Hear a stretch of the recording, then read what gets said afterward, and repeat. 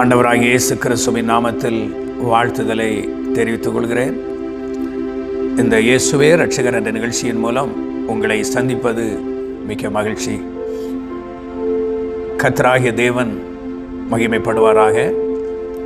இந்த நாளிலே உலகமெங்கிலும் இயேசுவின் உயிர்த்தெழுதல் அந்த நிகழ்ச்சியின் கொண்டாடுகிற ஒரு நாளாய் காணப்படுகிறது.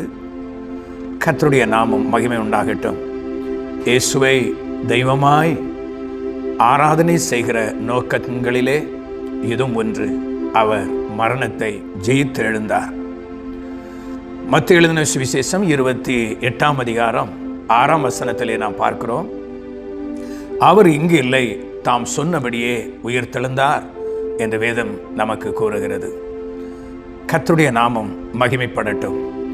இந்த உலகத்திற்கு ஆண்டவராகிய இயேசு கிறிஸ்து நமக்கு நல்ல செய்தியை கொடுக்கிறார்.